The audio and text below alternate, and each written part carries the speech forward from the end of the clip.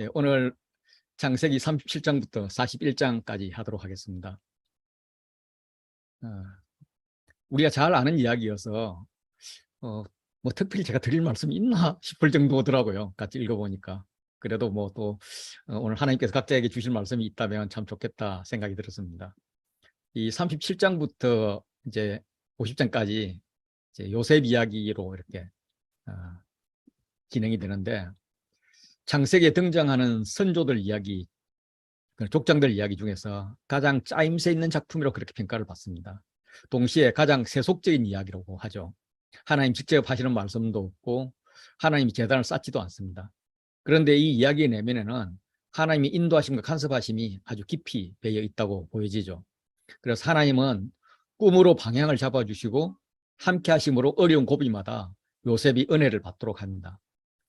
학자들이 이렇게 교차대꾸 구조로 분석을 해놓고 있습니다.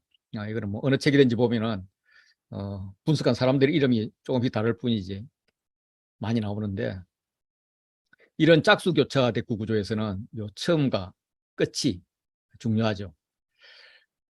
그래서 꿈꾸는 자 요셉의 이야기로 시작해서 애굽 총리가 되고 애굽 여인과 결혼을 했어요. 그래서 완전히 애굽 이름까지 받으면서 히브리인에서 애굽화 되어버립니다. 그럼에도 불구하고 이스라엘의 정체성을 잃지 않고 가나안을 향한 꿈을 버리지 않는 그런 이야기로 끝이 납니다. 이 이야기를 듣고 있는 출애굽 백성들은 실제로 요셉의 뼈를 가지고, 요셉의 그 유언에 의해서 요셉의 뼈를 가지고 지금 움직이는 중이죠. 스데반의 설교를 보면 창세기 이제 7장에 나오는데, 요셉은 예수님과 같이 박해받은 선조의 모델로 제시가 됩니다. 그래서 여러 조상이 요셉을 시기하여 애굽에 팔았다, 이렇게 이제 요셉이 박해받는 장면으로 시작했는데, 그렇지만은 하나님께서 통치자로 세웠다는 거죠. 환란에서 건져내시고. 예. 그리고 이제 흉년이 들어서 뭐 흉년 이야기 이렇게 쭉 오늘 할 이야기들 쭉 이야기를 하다가 요셉이 자기 형제들에게 알려지게 되고 또 바로에게도 드러나게 되고, 그래서 야곱과 75명을 초청해서 애굽에 같이 살게 되었다. 그런데 죽게 되었을 때는 세겜으로 옮겨졌다. 그래서 세겜 땅에서 장사되었다. 이렇게 끝을 내면서 이 스데반 설교의 마지막 부분에는 너희 조상들 선지자들 중에서 누구를 박해하지 아니했느냐 하면서 의인이 오시리라고 예고한 자들을 그들이 죽였고 이제 너희가 그 의인을 잡아준 자요 살인자가 되나니, 이렇게 하면서 앞에 이제 예수님의 모델로 든 사람들의 그 명단 부분에 예수님을, 요셉을 넣고 있습니다. 그래서 우리가 이 요셉 이야기를 읽으면서는 예수님과 비교하면서 읽는 것도 한 방법이 될 것 같습니다. 37장은 이제 꿈쟁이 요셉이 나오고요. 그리고 이제 형들에게 도단까지 갔다가 채석옷이 벗겨지고 그리고 요셉을 종으로 파는 이야기입니다. 야곱이 가나안 땅, 그의 아버지 이삭이 거류하던 땅에 거주하였습니다. 이런 에스가 스스로 가나안 땅을 떠난 일과 대조가 되죠. 그래서 가나안 땅이 이스라엘 땅임을 지금 강조하고 있어요. 2절에서는 야곱의 족보는 이러하니라 하면서 이제 톨레도시 시작을 하는데, 에스의 족보에서는 사람들의 이름을 나열했는데 야곱의 족보에서는 아들들의 이야기로 아주 자세히 말을 합니다. 야곱의 족보가 더 중요하다는 그런 의미가 있는 것 같습니다. 야곱의 족보를 통해서 꿈꾸는 자 요셉을 이야기합니다. 그는 17세 소년이었죠. 이때 야곱의 나이는 그럼 한 108세쯤 될 거고 이삭 나이는 168세 정도로 추정이 됩니다. 그래서 이삭이 살아있을 때 이야기입니다. 요셉이 그 형들과 더불어서 함께 있으면서 양을 쳤는데 빌하의 아들들과 실바의 아들들 그렇게 같이 있었습니다. 레아의 아들들이 언급이 안 돼요. 그거는 아마도 레아의 아들들이 6명이 한 조가 되어서 한때의 무리를 치고 나머지 아들 4명이 한 조를 이루어서 한때를 칠 때 거기 이제 4명 인원밖에 안 되니 거기다 야곱까지 요셉까지 넣어서 부족한 쪽을 도왔지 않았나 이런 생각이 듭니다. 그런데 이제 그때 형들의 잘못, 형들에 대한 악한 소문이죠. 그 악한 소문을 아버지에게 이야기합니다. 이거는 고자질을 했다는 말이죠. 그런데 아버지 야곱은 이 요셉의 고자질에 대해서 바로 잡아주지 않아요. 어쩌면 디나 사건 이후에 사건, 그다음 이제 르우벤과 비라 사건, 이런 사건들로부터 이제 아들들을 의심하기 시작했고, 그래서 아들들을 신뢰하지 못한 게 아닌가. 그래서 야곱이 오히려 그런 보고들을 기대한 게 아닌가, 뭐 이런 생각도 듭니다. 어쨌든 집안이 베델로 올라가자 해서 새롭게 되는 줄 알았는데 여전히 정비가 되지 않고 있습니다. 야곱이 여러 아들들보다 요셉을 더 사랑해서 채색 옷을 입혔습니다. 채색 옷으로 번역된 단어는 사무엘하 13장 18절 그리고 19절에서 딱 두 번 딱 나오는데, 이때 이제 다말이 채색 옷을 입었는데 그는 출가하지 않은 공주가 이런 옷으로 입었다, 요 정도 의미입니다. 이 채색 옷이라고 번역된 이유는 70인역에서 여러 색의 옷으로 이제 번역이 되었기 때문입니다. 그렇지만 이 단어가 채색 옷이라고 하기는 그렇고 좀 화려한 옷 혹은 긴 예복 이렇게 해석이 됩니다. 고대 근동 문화에서는 옷의 색깔보다는 옷의 소재가 무엇이냐, 옷이 기냐 짧냐, 이것이 신분을 반영했기 때문입니다. 확실한 것은 이 옷이 평상복이 아니라 왕자나 공주가 입었던 아주 귀한 옷이었다는 거죠. 그래서 이 채색 옷을 입혔다는 것은 사실상 장자권을 물려줄 것을 염두에 둔 그런 옷이 아닌가, 이렇게 생각이 됩니다. 야곱이 요셉을 더 사랑하는 만큼 형들은 요셉을 더욱 미워했죠. 미워해서 편안하게 말할 수 없는 관계, 다시 말해서 샬롬을 전하지 않는 관계가 되었다고 합니다. 세번역에서는 그에게 한마디도 다정스럽게 하는 법이 없다라고 표현을 합니다. 그런 형들에게 요셉이 자신의 꿈 이야기를 합니다. 욕을 먹어가면서까지 청하건대 들어주시오, 이렇게 이야기를 합니다. 그의 첫 번째 꿈 이야기는 밭에서 곡식단을 묶고 있는데 요셉 자신의 단이 일어서고 형들 단은 요셉 단을 향해서 이제 절을 했다는 이야기입니다. 그렇지 않아도 아버지 야곱이 후계자 옷을 입히고 형들을 다스리도록, 또 다른 말로 지배하도록 그렇게 후계자 교육을 시키고 있는데, 본인이 꿈 이야기를 통해서 형들의 지배 의지를 이렇게 기정사실화하고 있는 그런 셈입니다. 형들이야 당연히 노발대발하죠. 그래, 네가 참으로 우리 왕이 되겠냐, 참으로 우리를 다스리겠냐. 그거로 인해서 그를 더욱 미워했다라고 표현을 하고 있습니다. 미움의 정도가 점점 심해지는 거죠. 그동안 창세기에 기록된 꿈들은 하나님이 직접 나타나셔서 혹은 천사를 통해서 말씀하시는 것이었는데, 지금 요셉의 꿈은 하나님이 직접 말씀하지 않는 최초의 꿈입니다. 하나님께서 계시하는 방식이 아주 다양하다 하는 것을 말해주고 있죠. 눈치 없는 요셉이 다시 꿈을 꾸고 형들에게 말합니다. 또 내가 꿈을 꿨는데 해달별이 11별이 나에게 절하는 것이었는데 좀 의미심장하지 않습니까? 이런 식입니다.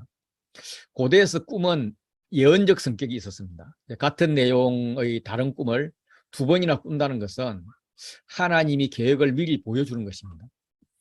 그 꿈을 이제 요셉은 말하지 않을 수 없는 그런 가슴 띵이 있는 그런 꿈이었나 봅니다. 17살이나 되는 게 눈칫밥을 실컷 먹었을 텐데도 욕을 먹어가면서 굳이 이야기를 합니다. 이 비전의 사람은 자기 비전을 이야기할 수밖에 없는 것 같습니다. 아버지가 분위기를 살피면서 요셉을 꾸짖는 척 합니다. 야, 이놈아, 그런 꿈 이야기를 여기서 하면 어떡하냐? 네 말은 해와 달 그리고 11개 별이, 즉 아버지와 어머니와 형들이 다 너에게 가서 땅에 엎드려 절한다는 말인데, 그런 이야기를 그렇게 하면 안 되지. 이제 이렇게 아버지가 꾸짖는 척 하면서 사실은 요셉의 꿈을 해석해 주죠. 이거는 형들이 볼 때는 아버지가 오냐오냐하니까 요셉이 왕자병이 들어서 철도 없고 뭐 시금방진금입니다. 어쩌면은 이것이 현실화 될 것 같다, 이런 느낌도 있습니다. 그래서 절대로 우리가 너에게 절하는 자가 되어줄 수 없지, 이런 식으로 시기하는 것 같습니다.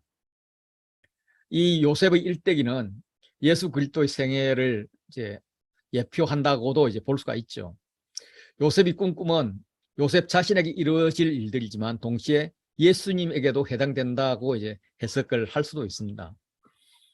첫 번째 꿈처럼 예수님이 이스라엘의 왕이 되면서 되었고, 또 두 번째 꿈처럼 예수님이 해달별을 포함한 온 우주의, 온 만물의 왕이기도 합니다. 그리고 이렇게 메시아로 오신 예수님은 요셉이 형제들에게 미움을 받았듯이 예수님도 이스라엘에게 또 다른 백성들에게 미움을 받는다, 뭐 이런 것을 예표하고 있습니다. 그 형들이 세겜에서 양을 칠 때입니다. 세겜은 야곱이 세겜의 아버지 하몰에게 100시다를 주고 샀던 땅입니다. 그런데 디나가 세겜에 수치를 당하고 이 사건으로 칼로 하몰과 세겜을 죽인 것은 살인사건이 일어났던 곳이죠. 그리고 이방신상과 귀걸이를 거기에 묻으면서 베델을 올라가자 새 출발을 다짐했던 땅이기도 합니다. 그곳에서 지금 양떼를 치고 있습니다. 세겜과 관계가 어찌되었든 정리되고 세겜 땅의 주인을 회복한 것으로 그렇게 보입니다. 후에 야곱은 요셉에게 그 세겜 땅을 상속하면서 내가 내게 형제보다 세겜 땅을 더 주었나니 이는 내가 내 칼과 활로 아모리 족속의 손에서 빼앗은 것이니라. 그래서 이걸 빼앗을 때까지 상당히 많은 싸움이 있었다, 이렇게 보여집니다. 그렇게 이제 자기 땅이기 확실하지만 그래도 이제 위험한 땅이죠. 그래서 아들들이 걱정이 되었습니다. 그래서 아들들의 안부를 확인할 요셉을 보냅니다. 그들이 지금 헤브론에 살고 있었고요. 세겜까지는 한 80km 정도 이렇게 되는 땅입니다. 혼자서 가기는 참 한 4일 정도 걸어야 될 텐데 보통 우리가 낮에 그러면은 천천히 걸으면 한 20km 걷거든요. 4일 정도 걸어야 될 텐데 거길 아끼는 아들 혼자 보내는 게 참 그렇습니다. 야곱은 아마 아들들이 요셉을 막 죽이고 싶을 정도로 싫어하는 줄은 몰랐겠죠. 요셉은 형들이 뭐 죽이기까지는 아니지만 그래도 자기를 좋아하지 않는 건 뭐 알았을 거고, 그래도 그들에 대한 걱정도 있고 또 아버지 말씀도 있어서 순종해서 세겜으로 갔을 것입니다. 그런데 세겜에 갔더니 형들이 없죠. 그래서 어떻게 해서 도단으로 갔다는 말을 듣습니다. 그래서 도단은 세겜에서 다시 한 20km 정도 떨어져 있습니다. 그럼 헤브론에서는 한 100km 정도 간 거리입니다. 이 요셉은 이제 그 도단, 두 개의 웅덩이라는 의미를 갖고 있는데 이 두 개의 구덩이라는 의미를 가진 도단에서 이제 형들을 만나게 되죠. 형들은 요셉이 오는 것을 보고 이 미움과 시기심이 발동을 합니다. 그가 이번 채세 곳은 아마 멀리서도 알아볼 수가 있었던 것 같습니다. 누군가 이제 이렇게 이야기했겠죠. 저기 꿈꾸는 자는 꿈의 주인이라는 말이니까 저 꿈쟁이 오네, 꿈 주인이 오네, 또 고자질 할 것 찾으러 왔나 보지, 뭐 이렇게 비아냥됐겠죠. 그러면 이제 이 군중 심리에 의해서 이곳저곳에서 분노의 말들이 막 이렇게 더해지죠. 더해지면은 저런 녀석 죽여버려야 돼. 그래, 맞아. 여기서 죽이면 누가 알겠어. 짐승에 잡혀먹은 줄 알겠지. 뭐 이렇게 발전을 합니다. 그래서 그 짜증나는 꿈 이야기 어떻게 되는지 우리 한번 죽여볼까? 뭐 반대로 되게 한번 해볼까? 뭐 이렇게 해서 군중 심리가 형들을 악으로 몰아갔지 않았을까, 이런 생각이 듭니다. 근데 이제 큰형 르우벤이 말리죠. 안 된다. 그런데 그 말이 먹혀들지 않습니다. 르우벤은 일단 위기를 모면하려고 제안을 합니다. 절대로 형제의 피를 흘려서는 안 된다. 일단 구덩이에 던지고 손대지 말자. 이 구덩이는 우기 때 빗물을 모았다가 건기 때 짐승이나 사람이 마실 물로 저장하는 탱크입니다. 그래서 석회석을 파낸 구덩이를 쓰기도 하고, 물이 새지 않도록 석회석이나 진흙을로 발라놓은 그런 구덩이였습니다. 그래서 물이 반쯤 있을 때는 진흙 수렁이 되기도 합니다. 그래서 사람의 생명이 거의 빠뜨려 놓은 위협을 받죠. 다행히 지금은 물이 없었던 것 같습니다. 요셉이 이러니까 형들의 일련 동작이 굉장히 빠릅니다. 옷을 벗기고 구덩이에 던지니 그들이 앉았습니다. 일이 아주 신속하게 진행이 되고 있습니다. 어, 아들들은, 형들은 그들을 편하게 할 수 없게 했던 그 채색 옷을 벗깁니다.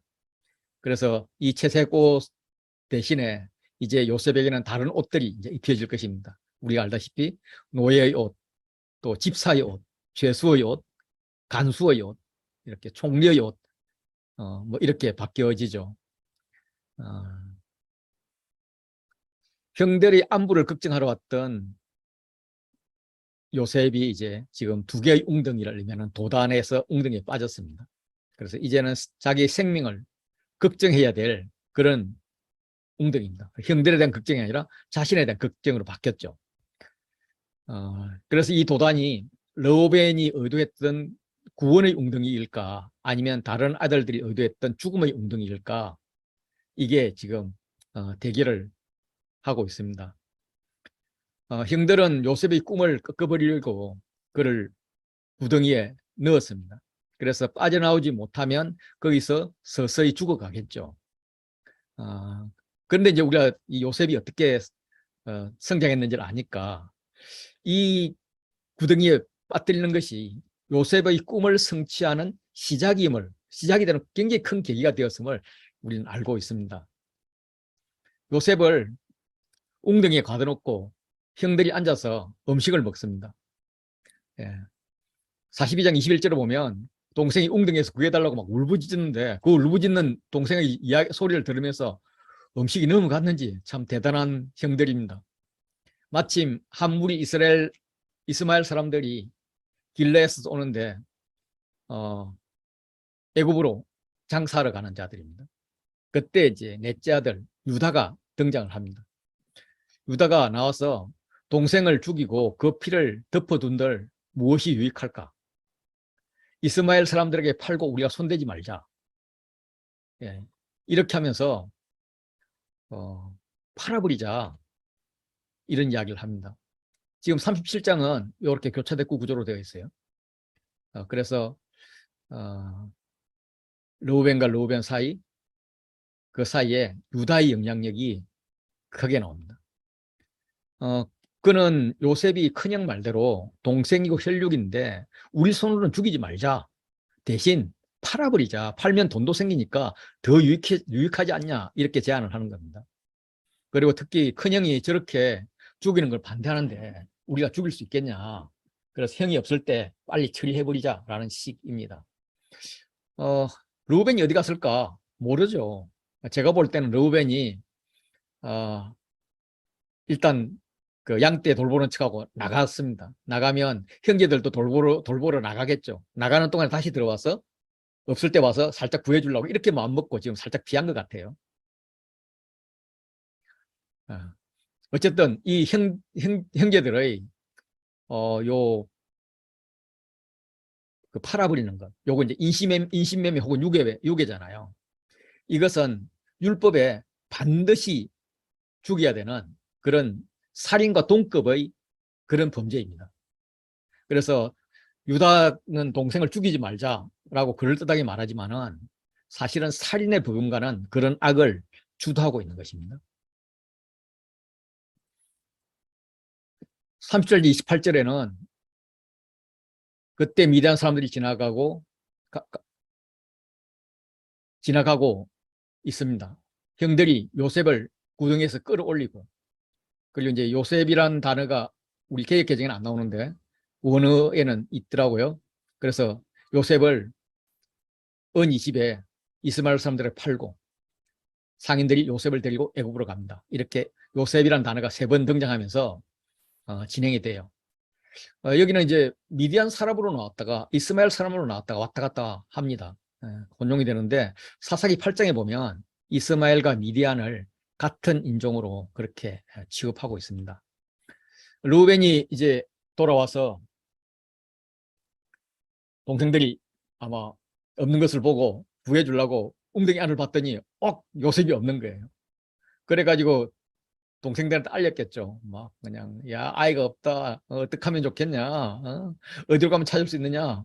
예, 통곡을 하지만 소용이 없습니다. 예, 동생들이 처리한 걸 알게 되겠죠. 유다의 리더십은 악함을 더해갑니다. 요셉의 옷을 가져다가 순념소를 죽여서 그 옷을 피해 적시고 피 묻은 채색 옷을 아버지에게 가지고 가서 거짓말을 합니다. 우리가 이것을 발견했으니까 아버지 아들인가 보십시오. 자기들이 동생 혈육이 아니고 아버지의 아들이라고 말을 합니다. 염소 형제의 옷으로 아버지 이삭을 속였던 야곱은 이제 아들들에게 염소와 형제의 옷에 속아 넘어가는 거죠. 아버지가 요셉의 채색 옷을 보고 애통합니다. 채색 옷이 계속 반복되고 있습니다. 이 옷을 보고 내 아들의 옷이라 자기 옷을 찢고 굵은 배로 허리를 묶고 이제 오랫도록 문자적으로 많은 날 동안 아들을 위해서 애통을 합니다. 내가 슬퍼하며 서울로 내려가 아들에게로 가리라 이렇게 말하면서 웁니다. 아마 내가 죽을 때까지 슬퍼하다가 아들이 있는 서울로 내려가겠다 이런 표현일 겁니다. 모든 자녀가 위로하였지만은 뭐 그 위로 자체가 거짓 위로일 거고 받아들여지지 않습니다.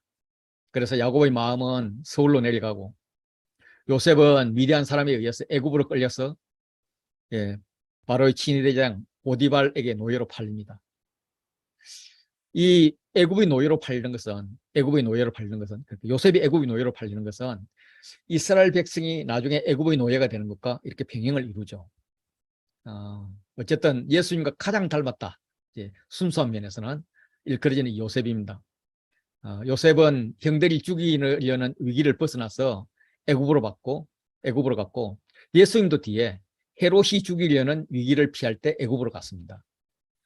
요셉은 애굽으로 갈 때 이스마엘 상인들이 가진 향품 유황 몰약과 함께 갔는데 예수님도 뭐 억지로 끼워 맞춘 거지만 애굽으로 갈 때 동방박사가 준 황금 유향 몰약을 가져갔을 것입니다. 요셉은 옷을 벗김을 당했고 예수님도 뒤에 십자가에서 옷을 벗김 체행을 당했죠. 요셉은 순념소의 피를 가지고 아버지 야곱에게 이게 아들의 죽음입니다 이렇게 간주하게 했죠. 예수님은 우리가 죽어야 할 죽음이 하나님 아버지께 예수님의 죽음으로 이렇게 간주가 됩니다. 요셉은 은 20에 팔렸고 예수님은 은 30에 팔렸습니다. 요셉은 고난의 길을 가면서 말이 없었습니다. 예수님도 고난의 길을 가면서 말이 없었습니다. 요셉은 형제들의 제약이 후에는 도리어 형제들에게 생명과 복이 되었습니다. 예수님도 마찬가지죠. 우리의 제약으로 예수님이 돌아가셨지만 도리어 우리가 나음을 입고 생명을 얻었죠. 요셉이 이스라엘과 애굽의 구원자였다면 예수님은 이스라엘과 열방의 구원자였습니다. 이 정도로 이제 37장이 말씀을 하고 있고요. 38장으로 가면은 시간으로 구분을 할 수 있습니다. 그래서 그 후에 유다의 두 아들이 죽죠. 얼마 후에 다말이 임신하는 사건이 일어납니다. 그리고 석 달 후에 다말을 죽이려 하자갔다가 오히려 다말이 그렇다함을 인정을 하죠. 그리고 해산할 때에 두 아들 이야기를 합니다. 야곱의 아버지 마음은 슬퍼하며 서울로 내려갔습니다. 유다는 자기 형제들로부터 떠나서 내려갑니다. 애굽 그리고 이제 거시으로 내려갔죠. 요셉은 이제 애굽으로 내려가게 되는데 동생을 팔고 아버지를 속인 후에 가정의 해체가 일어난 것 같아요. 유다는 아마도 죄책감에 형제들과 아버지를 볼 수 없어서 집을 나왔을 것입니다. 그리고 아둘람 사람 히라와 가까이 지냅니다. 유다는 할아버지 이삭과 리브가가 그렇게 싫어했던 가나안 여인을 보고 취해서 동침합니다. 그러니까 아내로 삼습니다. 아버지 야곱의 통제권을 완전히 벗어났다고 볼 수 있습니다. 이것은 하나님의 아들들인 셋의 후손이 세상의 여자들을 보고 아내로 삼은 것과 같은 좋지 않은 케이스입니다. 창세기 6장 2절에 하나님의 아들들이 사람의 딸들의 아름다움을 보고 자기들이 좋아하는 모든 여자를 아내로 삼은지라. 요거랑 거의 병행을 합니다. 유다가 동침을 했더니 그가 임신하여 아들을 낳는데 그 이름을 에일라고 했습니다. 이 세계 동사가 이렇게 연속되면서 뭔가 일들이 일사천리로 급격하게 이루어지고 있음을 말합니다. 요 2절, 3절을 보면 뭔가 이렇게 성과 위주로 일이 진행이 돼요. 행동 위주로. 그래서 이 유다와 그 아내는 뭐 특별한 교감 없이, 영적인 교감도 없이 이렇게 같이 살기만 하는 좀 불행한 그런 관계가 아닌가, 뭐 이렇게 분석하는 학자들도 있습니다. 그런데 이제 아들을 낳죠. 예. 엘, 오난, 셀라 이렇게 낳습니다. 요 엘은 그 뭐 사무엘이라든지 하나님 엘, 그 엘자랑 단어가 조금 틀립니다. 그래서 요거는 이제 보호자 이런 의미를 가지고 있습니다. 이걸 이제 거꾸로 그렇게 요렇게 거꾸로 읽으면 악이 된다고 그러네요. 어쨌든 엘이 아내로 다말을 데려오죠. 그런데 다말에게는 가나안 사람이라는 수식어가 붙지 않습니다. 다말은 이제 종려나무를 떠난 가나안 사람 이름인데 구태 수식어를 붙이지 않는 이유는 뭔가 의미가 있겠죠. 그래서 대부분의 학자들은 종려나무라는 게 가나안 이름이기 때문에 가나안 여인일 거다 이렇게 주장하지만 성경은 이걸 일부러 말하지 않습니다. 그렇게 낳고 희망이 보일 듯 하더니 다말을 데려오니까 여호와께서 이제 죽이기 시작하십니다. 그래서 하나님이 애를 죽이신 이유는 여호와 보시기에 악해서였습니다. 마치 부정한 자가 성물을 만져서 죽는 것 같이 다말이 그렇게 표현되고 있는 것 같습니다. 오난은 이제 마찬가지 죽었죠. 오난을 죽이신 이유는 그들의 아름다운 풍습이다라고 할 수 있는 그 계대개론, 고엘, 그 고엘 임무를 수행하지 않았기 때문입니다. 계대개론이 싫다 그러면 분명히 말을 해야 됐을 건데 신명기에서는 그 계대개론이 아내를 맞이하기, 형제의 아내를 맞이하기를 절기하지 않냐면 요렇게 하면 된다 하는 이런 규정이 있습니다. 그렇다면 유다 당시에도 비슷한 풍습이 있었을 걸로 보입니다. 그런데 그걸 하지 않았어요. 그래서 우리가 추정하기로는 장자권을 부여받아서 더 많은 재산을 상속받고 싶은 욕심에 그렇게 하지 않았나. 그래서 다말에게도 아들을 못 낳게 하고 그렇다고 자기가 또 차지하고 있으니까 다른 사람이 와서 아들을 낳아주지도 못하게 한 꼼수가 아닌가 이렇게 봅니다. 이제 형이 없으니까 자신이 장자가 되잖아요. 장자는 2배를 받으니까 동생 하나하고 자기하고 이제 나누면 3분의 1을 차지할 수가 있는 거죠. 그런데 엘의 아들을 낳아주면은 자신의 몫은 하나이고 엘 형의 자녀의 몫이 2배니까 전체 4분의 1밖에 못 얻는 거죠. 뭐 이런 복잡한 계산을 뭐 했는지 안 했는지 모르지만은 어쨌든 오나는 자기 것이 되지 않을 줄 알기 때문에 형속에 들어가서는 신용은 했지만 들어가는 신용은 했지만 씨를 주지는 않았다고 이야기합니다. 그리고 이제 그 다음에 이제 셀라 차례이죠.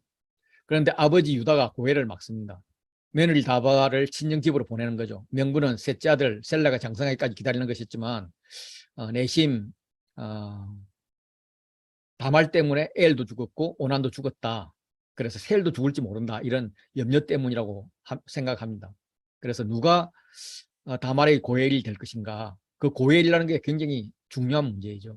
그래서 오난 그들의 이야기를 할 때는 교차대 구조를 쓰면서 유다가 오난에게 고엘 역할을 맹했다 하는 것을 가장 중심에 두고 있습니다. 다말은 과부의 의복을 벗지 않습니다.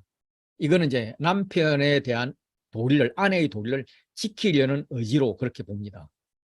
다시 말해서 남편의 아이를 낳아주겠다는 거예요. 남편의 이름을 이열.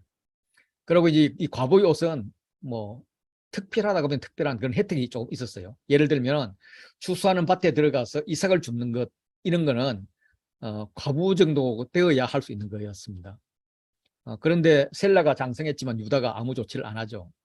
얼마 후에 유다 아내가 죽었습니다. 유다 아내가 구태여 죽었다 하는 말을 하는 이유는 이후에 벌어질 다말의 행동이 가정을 파괴하는 것이 아니다. 뭐 이런 것을 이제 말해주는 게 아닌가 싶습니다. 유다가 이제 아내 장례를 치른 후에 친구 아들람 사람 히라와 함께 딥나로 올라갔는데 거기서 이제 자기 양을 치는 자들에게 그 양털 깎은 걸 받았겠죠. 그런데 그 딥나에는 이제 다말이 살았던 거죠. 그래 어떤 사람이 야 니네 아버지가 딥나까지 왔는데 그냥 가네?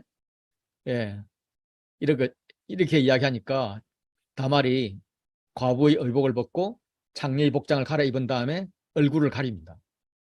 셀라가 장성하게도 자기가 아내로 주지 않더니 딥나까지 와서도 자기를 돌보지 않음에 대해서 이제 죽음을 무릅쓰고 어떤 행동을 시작하는 것입니다.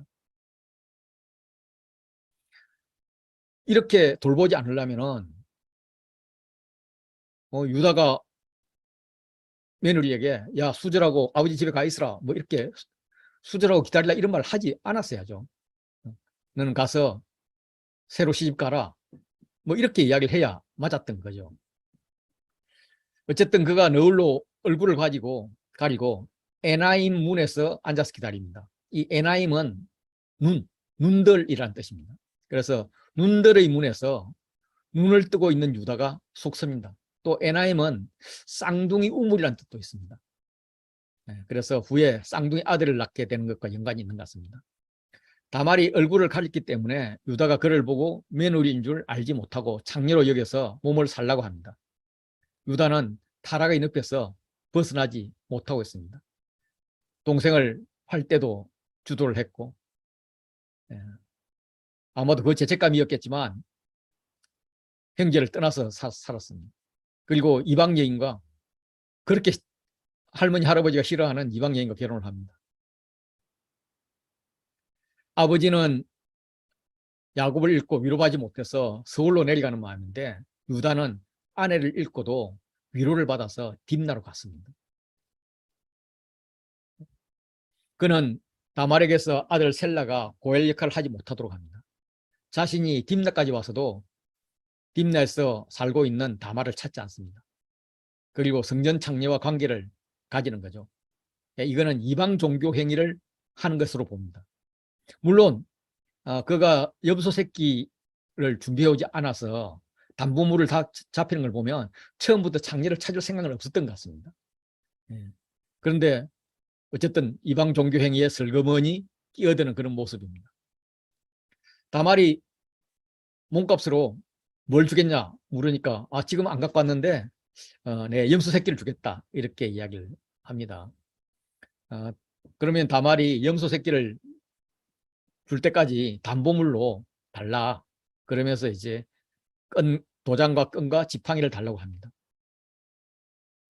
유다도 셀라도 고엘이 되는 것을 일부러 회피하고 있지만 다말은 하나님의 고엘 제도에 목숨을 걸고 지금 아들을 낳고자 합니다. 그래서 과부의 의복을 벗지 않고 여전히 남편에 대해서 아내의 도리를 지키고 있었고요. 죽음을 무릅쓰는 행동을 지금 시작합니다. 그래서 남편에 대한 최선의 도리는 자식을 낳아주어서 그 이름을 잇도록 하는 일이었기 때문입니다.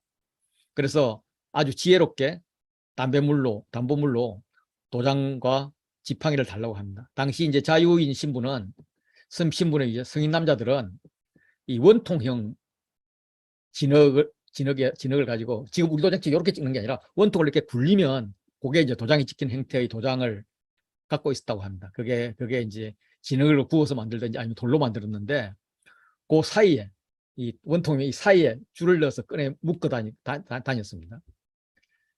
자기 이름이 있는 거죠.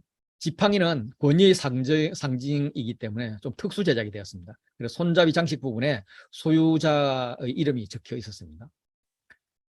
세번역에서는 가지고 계신 도장과 허리끈과 가지고 다니는 지팡이를 주십시오 라고 이제 이야기하면서 요 끈을 허리끈으로 이렇게 표현을 하고 있는데 제가 읽어본 책들에서는 이 허리끈은 오역 같다라고 이야기를 합니다. 그래서 이 끈은 도장을 묶고 다니는 끈으로 이렇게 봅니다.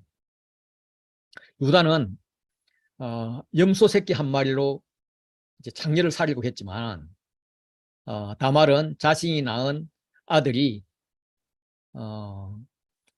유다의 도장과 지팡이를 담보하는 그런 아들, 그렇게 유다의 직계가 될 수 있는 그런 지위를 지금 요구하고 있는 거죠. 이렇게 해서 다말이 유다로 말미암아서 임신을 하게 됩니다.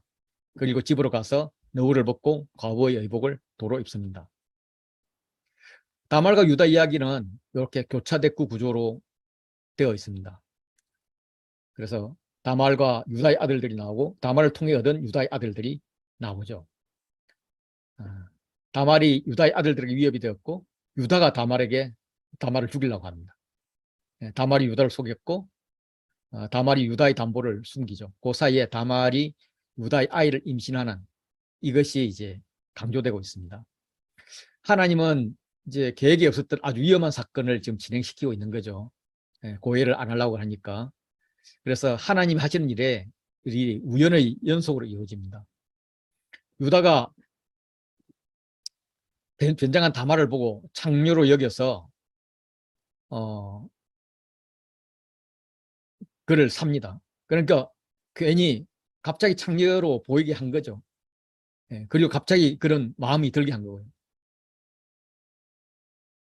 유다가 처음부터 창녀를 찾을 마음이 없었던 것은 말씀을 드렸고요. 그래서 염소 새끼를 줄 때까지 담보물을 줄 수밖에 없는 그런 상황이 되었습니다. 그리고 다말은 유다로 말미암아 임신했는데 단 1회의 관계를 통해서 임신을 했습니다.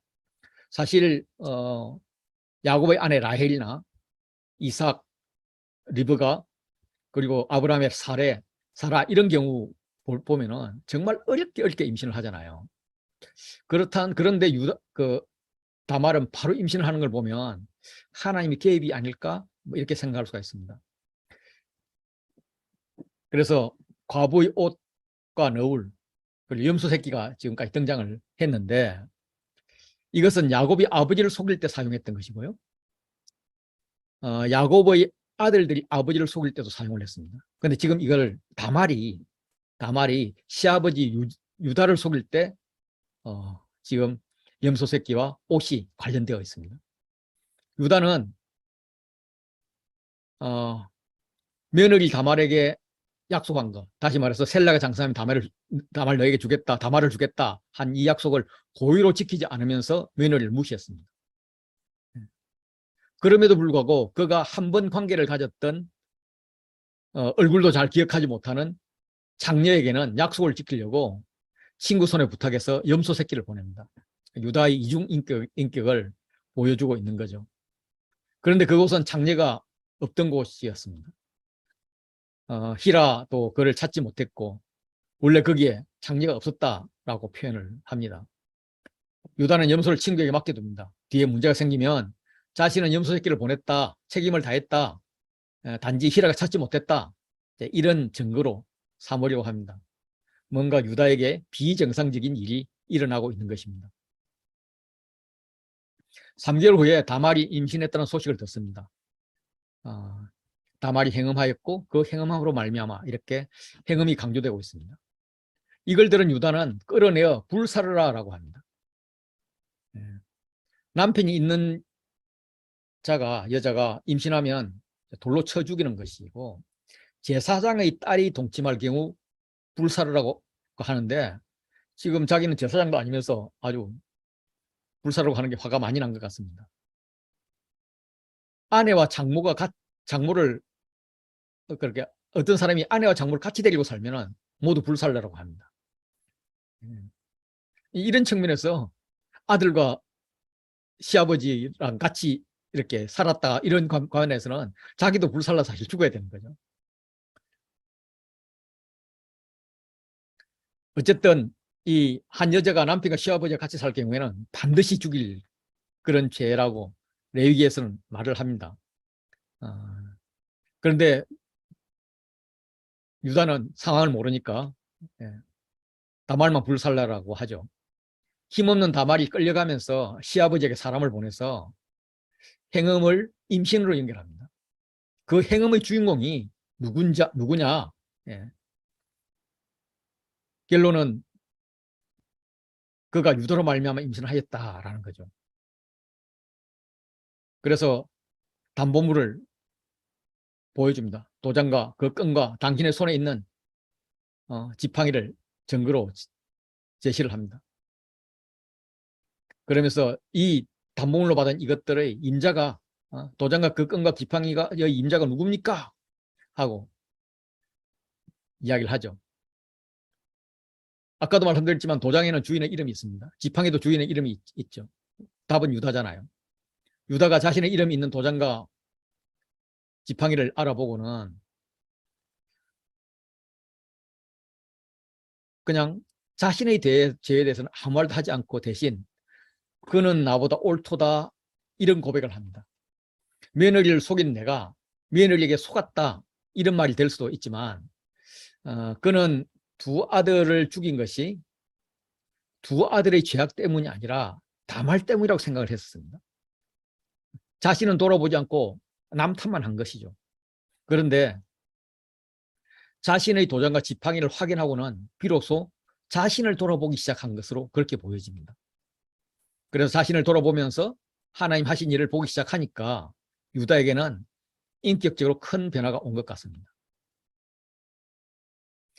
자신이 막내 아들 셀라를 다말에게 주지 않은 것은 당시 관례로는 위법이고 부당한 것이었습니다. 아마도 자신은 다말을 위해서도 죽은 아들들을 위해서도 아무것도 하지 않았는데 다말은 남편의 대를 잇기 위해서 죽음을 무릅쓴 행동을 한 것에 대해서 인정한다.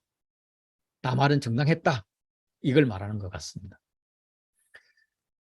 또 자신이 아들 셀라로 해서 셀라가 고엘 역할을 하지 못하게 하니까 하나님께서는 셀라가 안 돼? 너의 뜻을 인정해 주지. 그러면 셀라 다음에 고엘 순서가 누구지? 서열이 너잖아. 예, 그래서 유다에게 고엘을 행사하게 된 그런 섭리를 본인이 깨우쳤을 것입니다. 어쨌든 유다 지파의 시조는 유다의 의로움이 아니라 그렇게 유다 지파 시조인 유다의 의로움이 아니라 며느리 다말의 의로움에 의해서 보존되어가고 있습니다. 유다는 다시는 그를 가까이 하지 않았다라고 기록되어 있는데 다말을 아내로 맞아들이지는 않았다는 말입니다. 유다와 요셉이 비슷한 점이 많죠. 두 사람은 앞으로 이스라엘의 중심 지파가 될 지파의 조상들입니다. 형제를 떠나서 독립적으로 살죠. 이방 여인과 결혼을 합니다. 또 여인에게 유혹을 받죠. 그런데 두 사람의 차이는 아주 극명합니다. 유다는 장녀를 가까이 한 사람이고 요셉은 안준의 유혹을 뿌리칩니다. 유다는 며느리 약속을 지키지 않습니다. 요셉은 자기를 판 형제들 끝까지 돌본 사람이고요. 유다는 고해를 지키지 않습니다. 예. 그렇지만 요셉은 하나님이 존재해서 죄를 짓지 않으려고 애를 쓴 사람입니다. 유다는 동생을 판 사람이고 요셉은 동생을 지극히 사랑하죠. 세겜의 재물을 약탈한 사람이라면 요셉은 가뭄의 온 백성을 구한 그런 사람입니다. 요셉에 비하면 성품적으로 유다는 굉장히 문제가 있는 사람입니다. 그런데 44장으로 넘어가면 전혀 다른 사람이 되어 있습니다. 무엇이 유다를 이렇게 만들었을까? 그것은 이 다말 사건으로 인해 가지고 이제는 자기 자신을 돌아보기 시작했다라고 저는 생각을 합니다. 하나님은 다말의 손을 들어주십니다. 아들을 낳게 하는 거죠. 다말이 잘했다는 말입니다. 그것도 쌍둥이를 낳습니다. 두 남편을 잃은 대신 두 아들을 낳은 것이죠.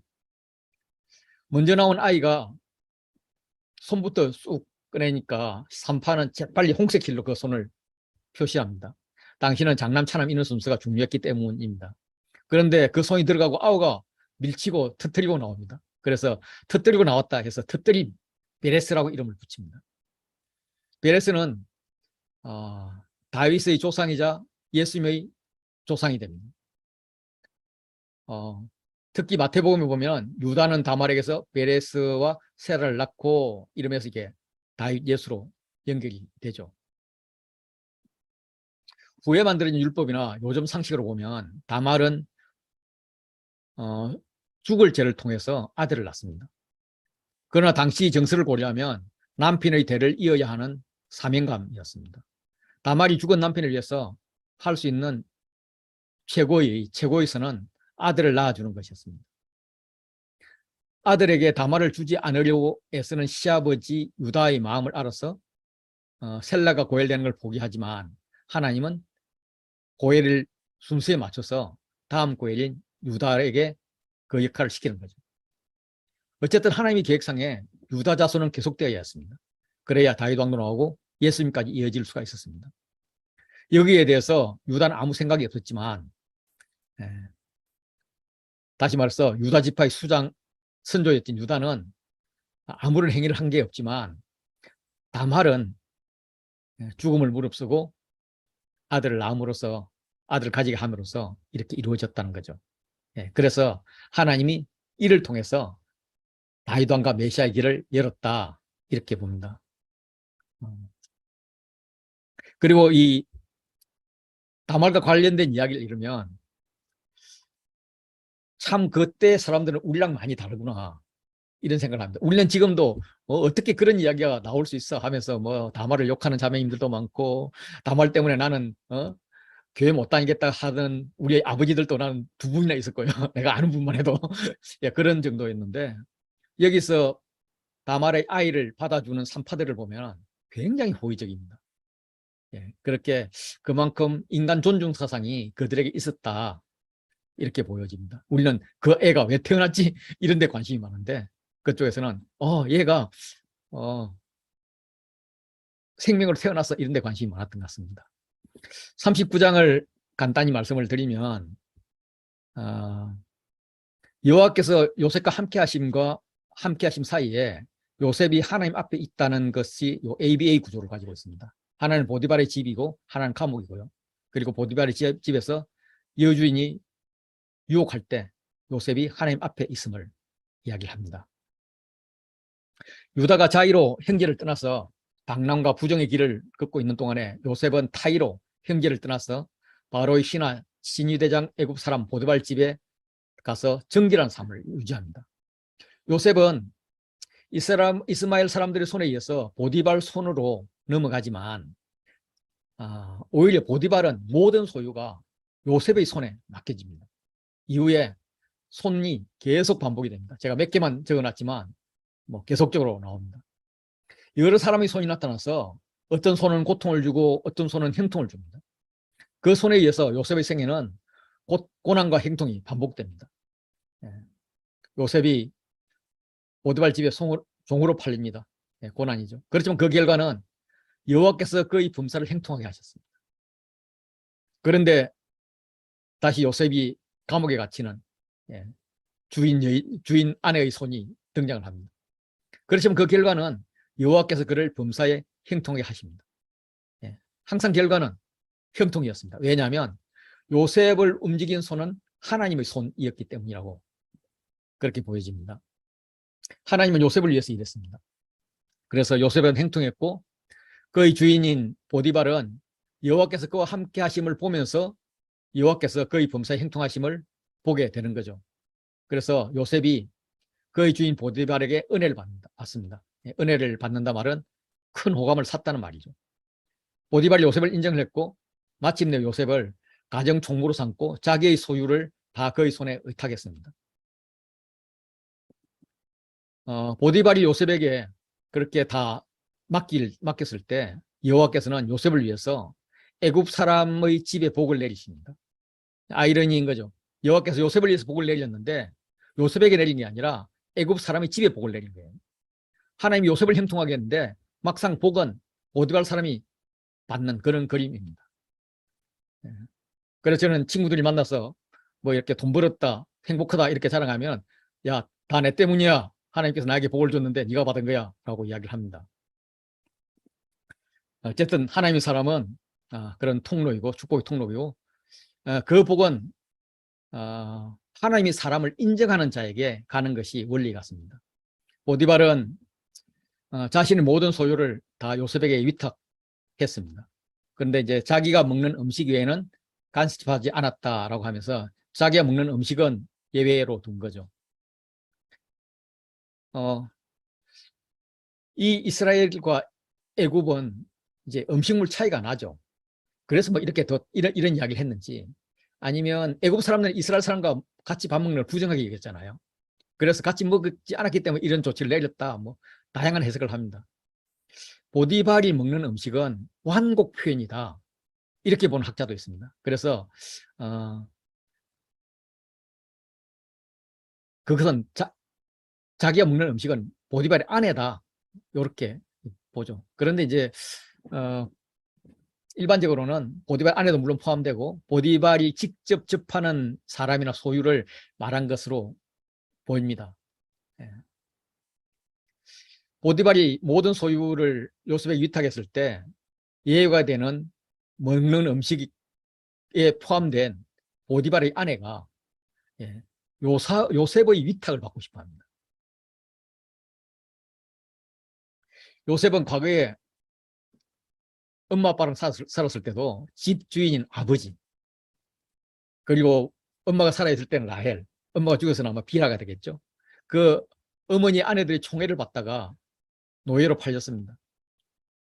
이제 노예가 되었을 때 집 주인의 총애를 받습니다. 좀 불안해요. 그런데 그 아내의 총애까지 받습니다. 더 불안해지는 거죠. 여인이 날마다 청합니다. 예. 청하는 것은 간단한 단어이죠. 요셉은 거절합니다. 않고 이런 단어가 계속 나오죠. 듣지 않고 동침하지 않을 뿐만 아니라 함께 있지도 않았습니다. 보디발의 아내의 유혹의 말은 그냥 동침하자, 굉장히 짧습니다. 반면에 요셉의 거절의 말은 아주 장황하고 단호합니다. 예, 신분의 차이가 나타나는 거죠. 그래서 주인이 아무것도 내게 금하지 않았지만은 금한 것은 당신뿐이니까 하면서 스스로 주인의 마음을 읽고 주인의 아내를 주인이 금한 선악과처럼 여기고 있는 거예요. 마치 하나님께서 선악과 먹지 말라 한 그 말씀으로 여기는 거죠. 이렇게 주인의 명령을 지킴과 동시에 무엇보다도 하나님 앞에서 하나님께 죄를 짓지 않겠다라고 결심하는 것입니다. 보디발의 아내가 요셉을 청한 이유는 요셉의 용모가 빼어나고 아름다웠기 때문이라고 합니다. 요셉의 어머니 라헬도 곱고 아리따웠습니다. 그래서 요셉으로부터 사랑은 독차지했지만 아기를 낳을 때까지 길은 험난했죠. 요셉도 용모로 인해서 험난한 길을 지금 암시하고 있는 것 같습니다. 그런데 라헬은 야곱을 사랑해서 하나님께 범죄도 불사했습니다. 드라빔을 훔치는 등. 그렇지만 요셉은 보디발을 위해서 하나님께 범죄하지 않습니다. 그래서 결말이 다르게 나타날 것으로 보입니다. 요셉의 아버지 야곱 시절부터 옷은 계속 거짓말의 도구로 사용되어 왔습니다. 야곱은 형의 옷을 입고 아버지를 속였고 또 야곱의 아들들은 요셉의 옷을 찢어서 피를 바름으로써 야곱을 속였습니다. 다말은 과부의 옷을 벗고 시아버지를 속였습니다. 그리고 요셉이 버려두고 나간 그 옷, 그 옷을 이제 보디발의 아내가 갖고 있습니다. 남편을 이제 속이려 하는 거죠. 보디발의 아내가 요셉을 흠모하고 있을 때 요셉이 일하러 보디발 집에 들어갔을 때 어쩐 일인지 집에 다른 사람들이 아무도 없었던 것입니다. 아마도 보디발의 아내가 계략을 꾸며서 종들을 모두 다른 곳으로 보냈든지 아니면 야 방에서 나오지 마 뭐 이렇게 했을 것 같습니다.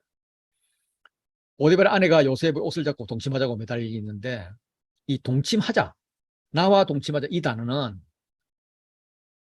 결혼한 부부 사이에는 사용되는 말이 아닙니다. 성경에서 한 번도 사용되지 않습니다. 이것은 간음에 적용되는 아주 저속한 표현입니다. 이 요구는 그 앞에도 계속 해왔던 요구죠. 그러나 요셉은 자기 옷을 여인의 손에 버려두고 밖으로 나가버립니다. 옷을 버려둡니다. 그러면 하나님은 누구의 손을 통해서 일을 진행시킬까? 어쨌든 요셉이 자기 옷을 여인의 손에 맡겼습니다.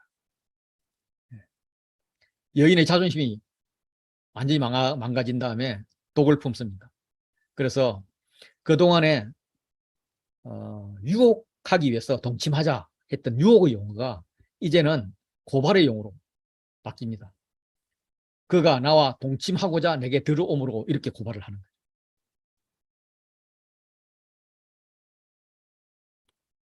그래서 옷의 속임에 있어서 요셉은 아버지 야곱에 이어서 지금 두 번째 피해자가 되고 있습니다. 물론 이제 유다도 며느리에 의해서 며느리에게 옷 때문에 속았지만은 오히려 아들을 둘씩이나 낳은 수혜자로 보면 지금 이제 요셉이 두 번째인 거죠. 야곱은 어머니 안주인 어머니의 총애를 받아서 어려움을 당했다 그러면 요셉은 안주인인 보디발의 아내 총애를 받다가 지금 어려움을 당하고 있습니다. 참 재미있는 병행 관계입니다.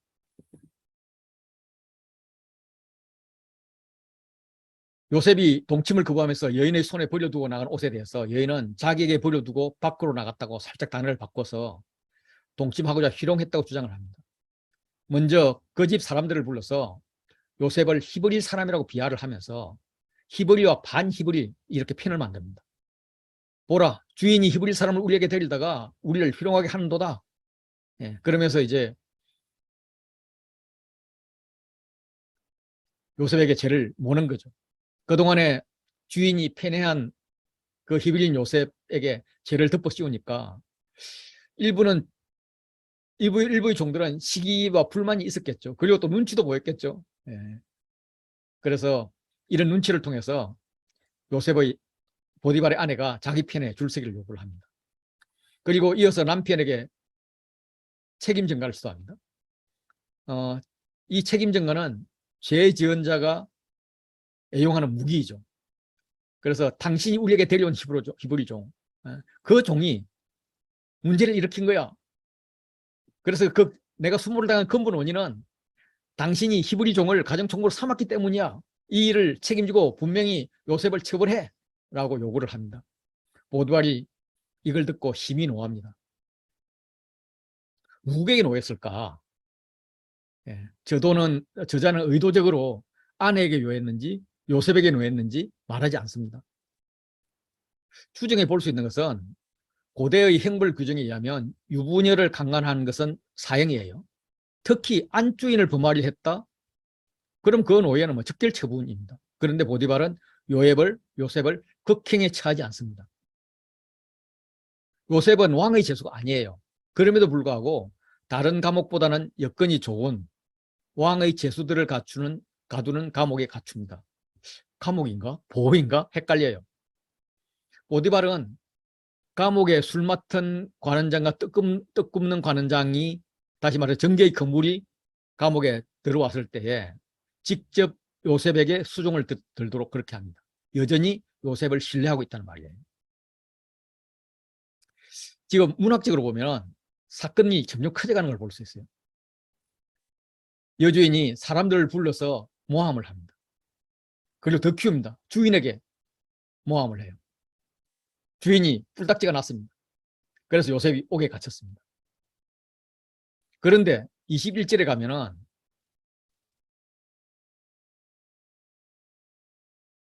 상황이 확 변해가는 거죠. 어쨌든 이 사건을 통해서 다들 패배자가 되어가는 것처럼 보였습니다.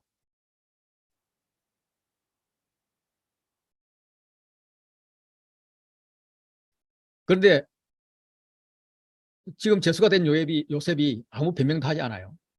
마치 예수님이 빌라도 법정에 섰을 때 많은 사람들이 거짓 증언을 내세워도 아무 말도 하지 않는 것 그런 것 같은데 그때에 여호와께서 요셉과 함께 하시고 하면서 방향이 확 전환됩니다. 그래서 여호와께서 그를 형통하게 하는 거예요. 요셉의 상황이 확 달라지는 겁니다. 보디발 집의 노예로 팔려와서 여호와가 함께 하심으로 인해서 보디발에게 은혜를 받아서 가정 총무가 되었던 요셉이 보디발 감옥에 갇혀서도 여호와가 함께 하심을 인해서 간수장에게 은혜를 받습니다. 그래서 옥중제수와 재반 사무를 처리하게 되는 이런 상황이 됩니다.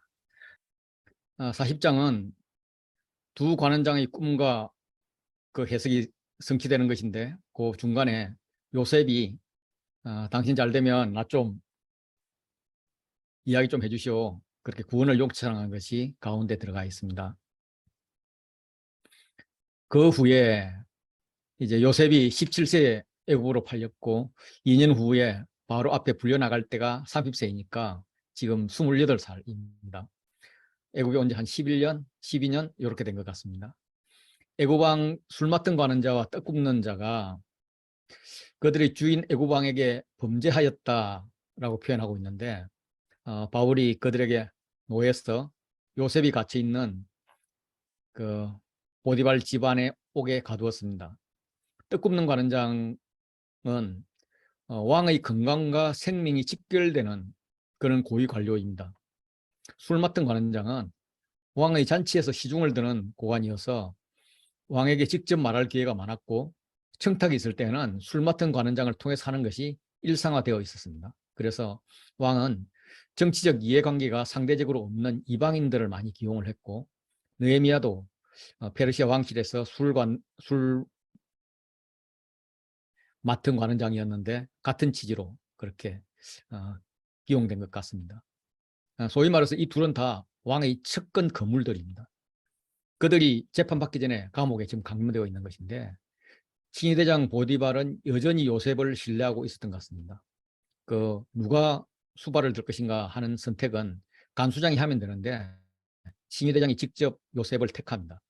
요셉은 이집트 왕의 총애를 받다가 하루아침에 미움을 받아서 투옥된 두 관원장의 수종을 들게 됩니다. 불안할 수밖에 없는 상황에서 관원장들이 꿈을 꾸고 근심합니다. 하룻밤에 꾼 꿈인데 그 내용이 다르지만 또 비슷합니다. 다른 미래를 암시하고 있는 거죠. 그들의 얼굴에 있는 근심의 빛을 요셉이 알아봅니다. 그들은 감옥에 오래 있었기 때문에 항상 근심의 빛이었을 텐데 이날은 미묘한 차이가 나는 예사롭지 않는 근심인 것을 요셉이 알아본 것이죠. 요셉은 감옥에서도 자기 임무에 아주 충실했다 이런 걸 알 수가 있습니다. 요셉이 관원장들에게 말을 붙입니다. 어찌하여 오늘 당신들의 얼굴에 근심의 빛이 있습니까? 그들이 대답합니다. 우리가 꿈을 꾸었는데 이걸 해석할 자가 없다. 그들은 서로 꿈 이야기를 나눴을 것이고 동시에 꿈을 꾼 것도 범상치 않은데 꿈의 내용도 비슷하니까 자신들의 운명과 직결되어 있음을 느꼈을 것 같습니다. 당시 꿈을 꾸면은 신적 계시로 믿었고 꿈을 해석하는 자들에게 의뢰했습니다. 그런데 감옥에 있으니까 누구에게 의뢰할 방법도 없었죠. 그들은 왕의 노함을 받아서 투옥되었는데 왕이 어떤 조치를 내릴지 모르는 상황에서 꾼 꿈이니까 그 뜻이 무엇인지 몰라서 참으로 고통스러웠을 것입니다. 자신들도 왕의 생일이 다가오고 결정의 날이 다가옴을 느끼고 있을 때 꾼 꿈입니다. 요셉이 말하죠. 해석은 하나님께 있지 않습니까? 나한테 말해보십시오. 요셉은 그동안엔 꿈을 꾸는 자였는데 지금은 꿈 해석자로 성장해 있습니다. 술 맡은 관원장이 먼저 자기 꿈을 이야기합니다.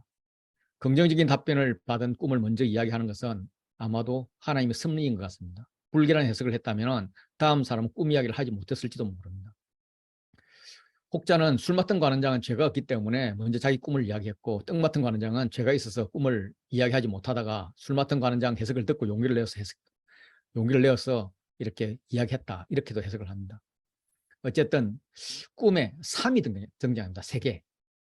내가 꿈에 보니 내 앞에 포도나무가 있는데 그 나무에 3가지가 있고 또한 술 맡은 관원장의 꿈은 바로의 잔이 1번, 2번, 3번 반복되고 3개의 동사가 연속되어서 나옵니다. 싹이 나서 꽃이 피고 포도송이가 익었다. 그리고 포도를 따서 그 즙을 짜서 바로의 손에 들였다. 이렇게 3, 3 연속입니다. 이 3의 해석은 3일 후라는 겁니다. 이 3가지는 사흘이라 지금부터 3일 안에 그리고 뒤에 보면 이 3일은 바로의 생일날입니다. 꿈과 마찬가지로 해석도 3개의 동사가 나오면서 전제를 합니다. 머리를 들고 전적을 회복시키리니 바로의 잔을 그의 손에 들게 될 것입니다. 그래서 이 3-3을 통해서 하나님에 의해서 무언가가 이루어질 것을 암시하고 있습니다. 요셉의 술 맡은 관원장의 꿈에 대한 확신이 있었습니다. 그래서 그는 관원장에게 간곡히 부탁하죠. 당신이 잘 되거든 나를 생각하고 내게 은혜를 베풀어서 내 사정을 바로에게 아뢰어서 이 집에서 나를 건져 주십시오. 여기서 사용하는 생각하다, 기억하다, 은혜, 건져주다, 구원하다 이런 단어는 하나님의 구원 행동과 같은 패턴입니다. 시편 106편 4절을 보면 여호와여 주의 백성에게 베푸시는 은혜로 나를 기억하시며 주의 구원으로 나를 돌보소서 하는데 기억, 생각, 은혜, 구원 건져주십시오. 이렇게 같이 나오죠. 술 맡은 관원장 입장에서는 요셉이 이렇게 진지한 부탁을 하니까 복직에 대한 확신을 받았을 것 같습니다. 떡 굽는 관원장도 좋은 해석을 기대하면서 요셉에게 꿈 이야기를 합니다. 떡 굽는 관원장 꿈도 3으로 시작하죠. 나도 꿈에 보니까 흰 떡, 새 광주리가 내 머리에 있고 매두인 광주리에 바로를 위해서 만든 각종 구운 음식이 있는데 새들이 와서 내 머리 광주리에 그것을 먹더라. 그런데 그 떡을 왕이 먹는 게 아니라 새들이 먹습니다. 아니 그럼 관원장이 새들을 못 먹게 새를 쫓든지 광주리를 치워야 하는데 그러지 않습니다. 불길하죠. 해석도 3의 연속입니다. 새 광주리는 사흘나, 지금부터 사흘 안에. 3까지는 같았는데 나머지가 다릅니다. 바로가 당신의 머리를 들고 당신을 나무에 달리니 새들이 당신의 고기를 뜯어 먹으리다. 이렇게 해서 죽음을 이야기합니다. 3일 지난 날이 바로의 생일이었습니다. 생일은 적위 기념일로 번역될 수도 있습니다. 잔치날이기 때문에 특별 사명 같은 것이 기대되는 날입니다. 요셉의 꿈 해석대로 술 맡은 관원장은 전직을 회복했고 떡 굽는 관원장은 사형을 당했습니다. 3일 후에 술 맡은 관원장이 복권되었을 때 요셉의 기대는 컸을 것입니다. 아마 첫 3일은 굉장히 두근거리면서 살았겠죠. 그런데 술 맡은 관원장이 요셉을 기억하지 못하고 그를 잊었습니다. 잊혀진 계절이 아니라 인연까지 갔던 거죠. 아주 오랫동안 요셉은 잊혀진 사람으로서 힘든 날들을 보냈다고 생각이 듭니다. 41장으로 가면 바로가 꿈을 꾸고 해석자를 찾습니다. 요셉이 해석을 하죠. 그래서 애굽 총리가 됩니다. 그 이후에 나오는 7년 풍년과 7년 흉년 이야기입니다. 술 맡은 관원장이 복권된 지 만 2년, 하나님이 때가 되어서 바로의 꿈을 꾸어줍니다. 하나님의 꿈이 현실로 되는 과정의 중심에 요셉이 바로의 꿈을 해몽하는 장면이 나옵니다. 만 2년 후가 정확히 2년 후라면 바로의 생일 전후가 되겠죠. 바로의 생일날일지도 모릅니다.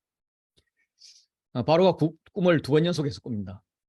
요셉이 어린 시절 꾼 꿈도 2번 연속이었고 요셉에게 가져온 관원장들 꿈도 다른 사람이 꿨지만 2번이었습니다. 그리고 바로의 꿈도 2번 연속 꾸는 꿈이죠.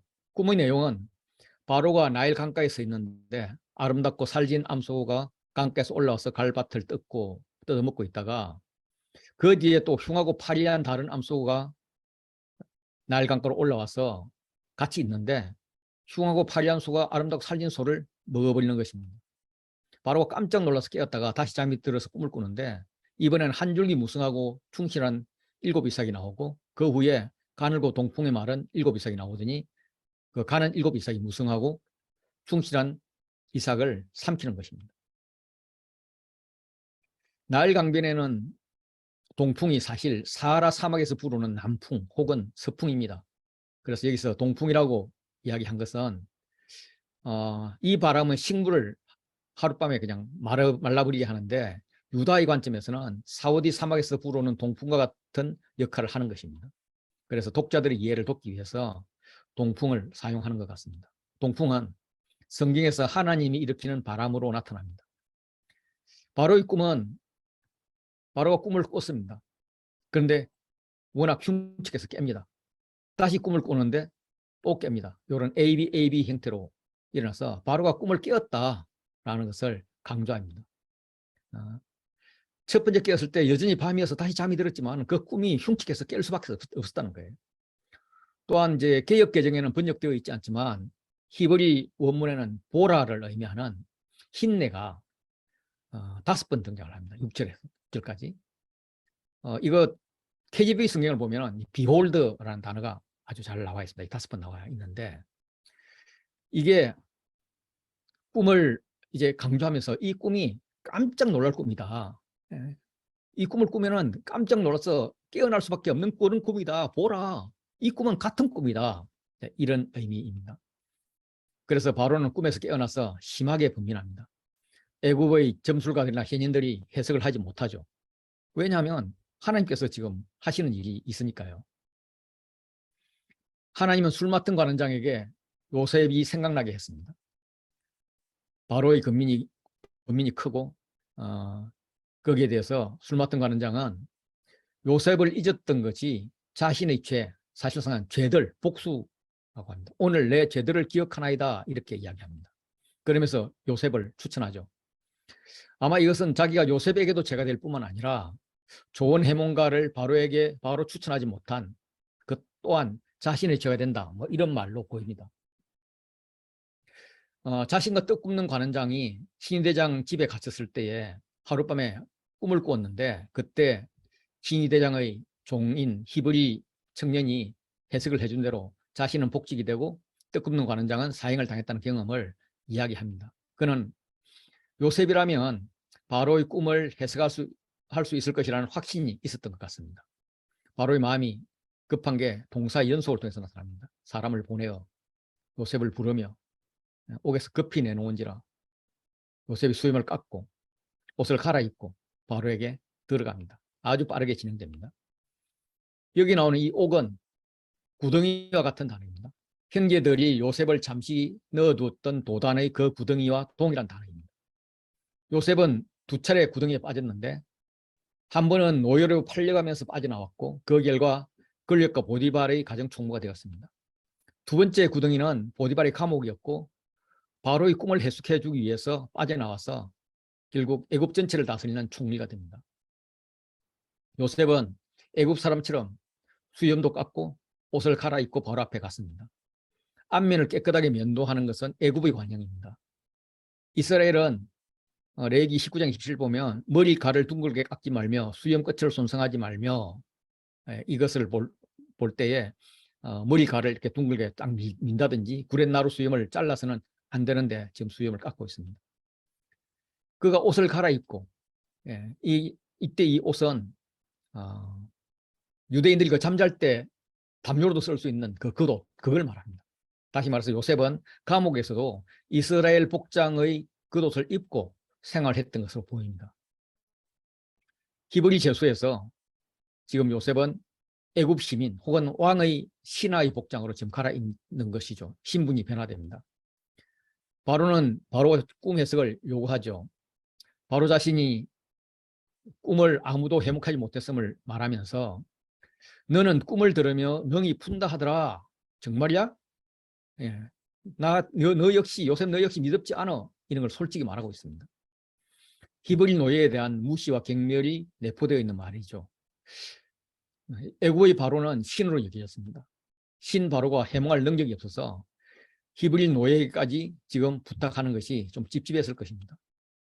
요셉은 자신이 꿈을 해석할 능력은 없지만 내가 아니라 하나님이 바로에게 편안한 대답, 샬롬으로 대답할 거라고 말합니다.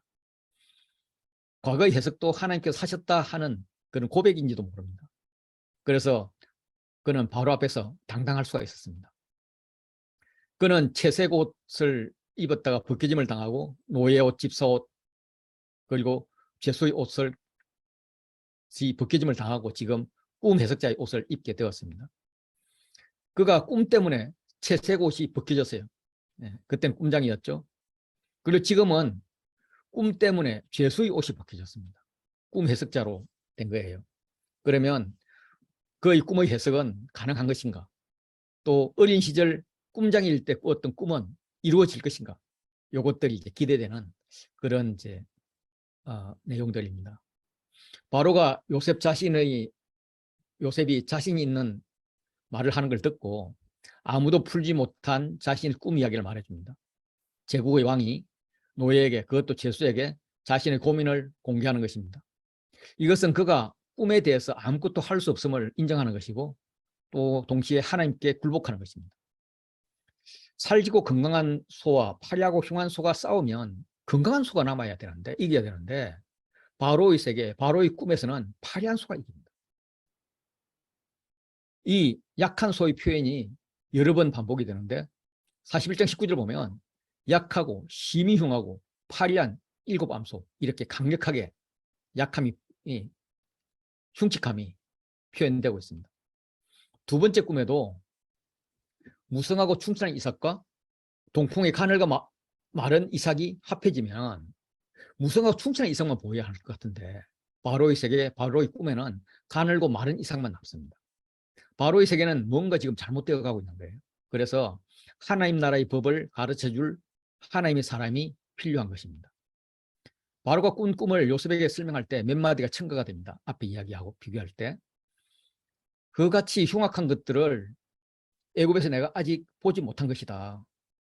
먹어서나 먹은 듯 하지 않고 여전히 흉하더라. 이 흉하다 하는 말을 추구하고 있습니다.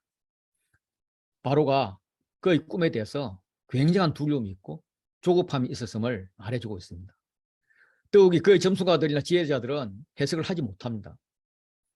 거대 왕국의 왕이 작은 나라에서 끌려온 종에게 두려움을 여과 없이 이렇게 표현하는 모습입니다. 그렇지만 여기에 비해서 요셉은 아주 당당하게 하나님의 주권을 2번 반복하면서 강조합니다. 하나님 그가 하실 일을 바로에게 보이심입니다. 하나님 그가 하실 일을 바로에게 보이신다 한 게 이것입니다. 이렇게 이야기를 합니다. 바로의 꿈은 4가지로 요약됩니다. 첫째는 두 꿈은 한 내용이라는 것입니다. 두 번째는 7마리 소나 7 이상은 7년을 상징한다. 좋은 암소 7, 좋은 이삭 7은 7년 풍년이고 흉한 소 7, 동풍에 말라 속이 빈 이삭 7은 7년 흉년이다. 그리고 요지는 7년 풍년에 이어서 7년 흉년이 올 것인데 앞의 풍년이 기억되지 않을 정도로 뒤의 흉년이 심각할 것이다. 그래서 7년 흉년도 간단히 설명하고 뒤에 올 7년 흉년을 장황하게 설명합니다. 살진 소는 대충 설명하고 흉한 소는 상세하게 묘사되어 있습니다. 애굽 땅에 있던 풍년을 다 잊어버려야 될 것이다. 이전 풍년을 이 땅에서 기억하지 못하게 될 것이다. 그리고 이 ABA 구조에서 가운데 B, 이 땅이 기근으로 인해서 망하게 될 것이다 라는 것을 강조합니다. 바로의 점술가들은 꿈을 해석하지 못한 것이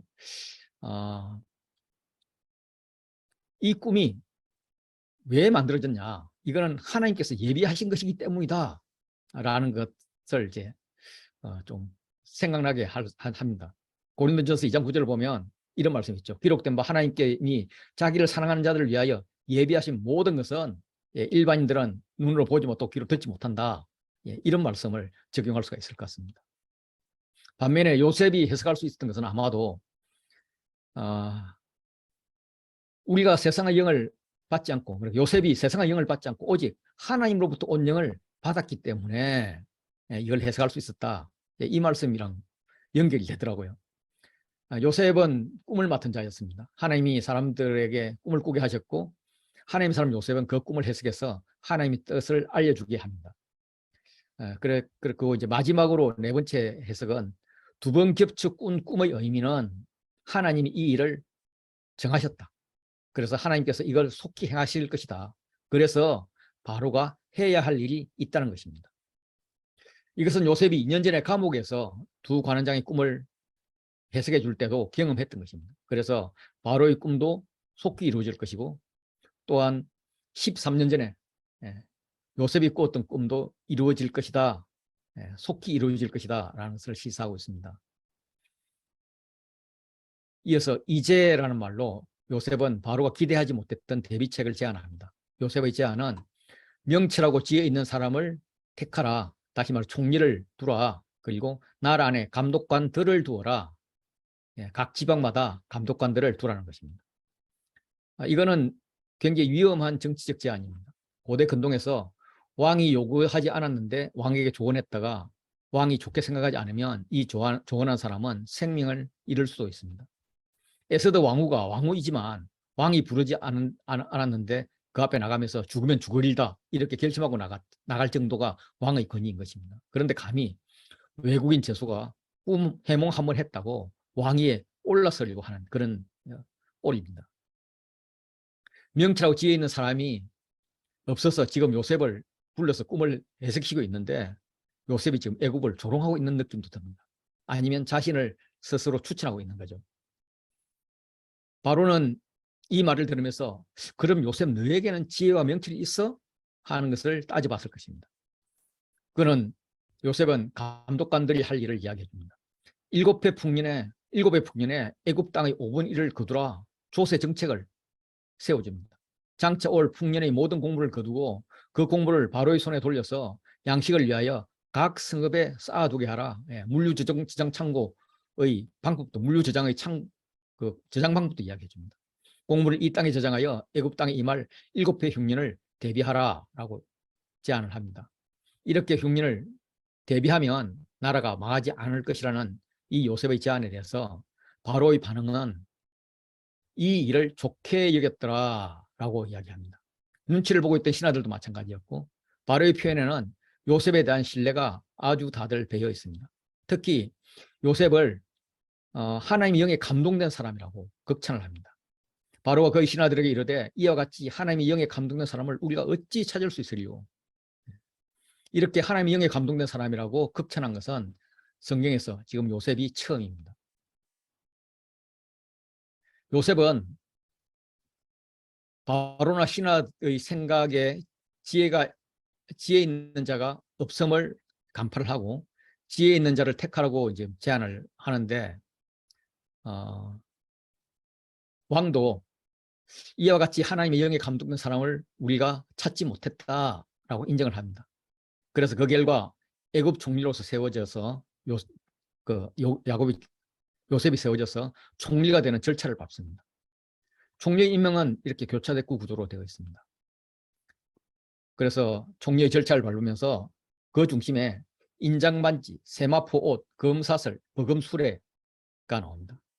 애굽의 총리가 됨에 있어서 요셉이 받는 위상을 지금 이야기하는 거죠. 바로가 자신의 인장반지를 빼어서 요셉의 손에 끼워줍니다. 모든 조서를 결제할 결제권을 주는 것이죠. 그에게 세마포 옷을 입힙니다. 세마포 옷은 뒤에 모세가 이 옷감으로 성막과 제사장의 옷을 만들도록 한 아주 특별한 귀한 고급 옷감입니다. 특별한 사람들만 입는 옷이죠. 그리고 금사슬을 목에 깁니다. 금목걸이 했다는 말이죠. 그리고 자기에게 있는 버금 수레에 태웁니다. 왕의 수레 중 하나를 태워줘서 타게 하는데 이 버금 수레는 바로 왕의 여벌 수레라는 뜻도 있지만 왕실의 최고급 의전 차량으로 볼 수가 있습니다. 그리고 그가 지나갈 때 무리들이 그의 앞에 엎드리게 합니다. 아마 이런 이 5가지 단계는 이집트에서 바로가 고위직을 세울 때 실행했던 일종의 임명 예식이 아닌가 이렇게 생각이 됩니다. 특히 요셉의 삶과 같이 있었던 옷에 주목을 하게 됩니다. 요셉이 어렸을 때 입었던 채색 옷이 노예, 집사, 제수의 옷을 거쳐서 이제 총리의 세마포 옷으로 갈아입게 된 것입니다.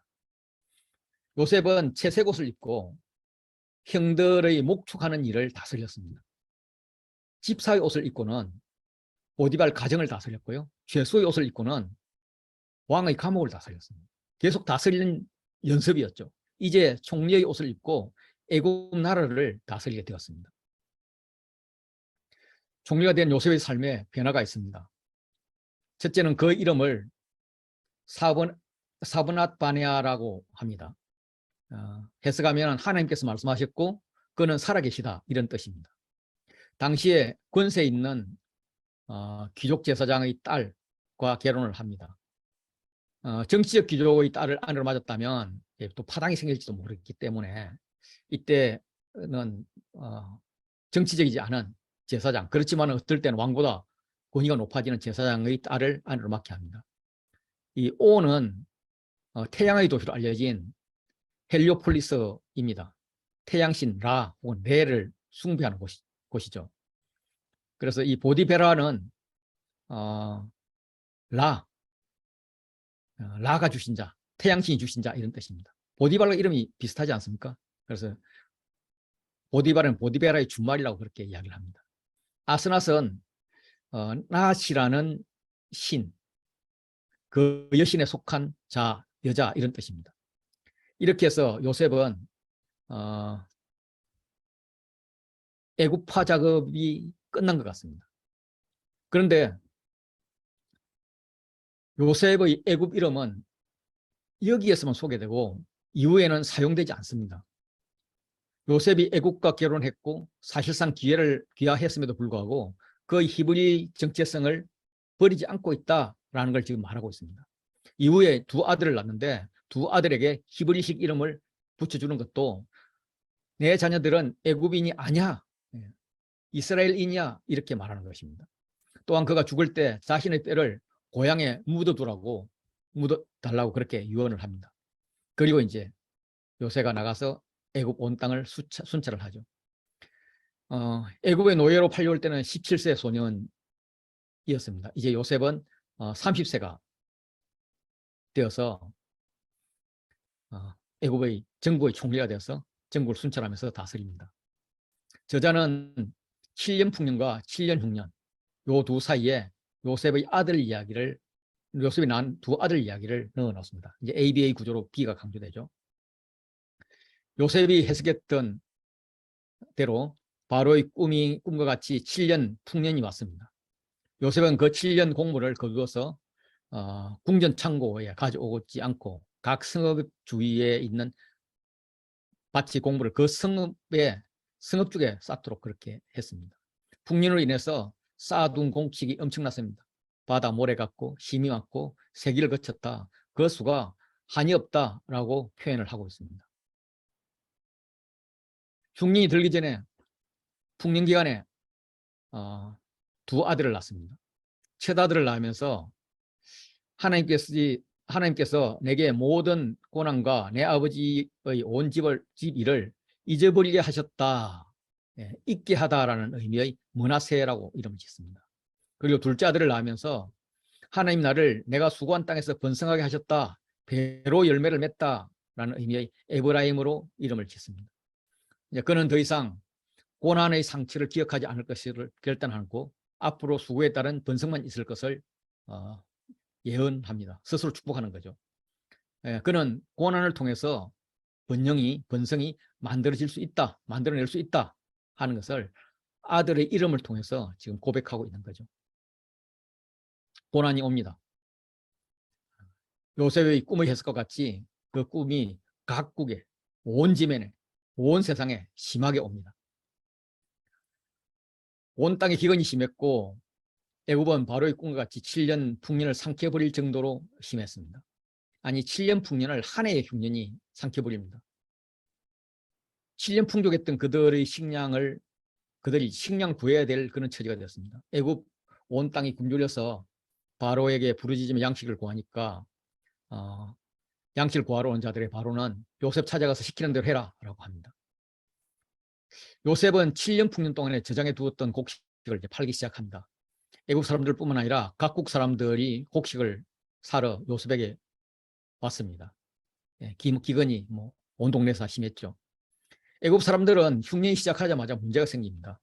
야곱에 가서 곡식을 사야 했는데 바로가 꿈과 요셉의 해석을 들었을 텐데 왜 그럴까? 아마 그때 요셉의 꿈을 믿었던 사람들은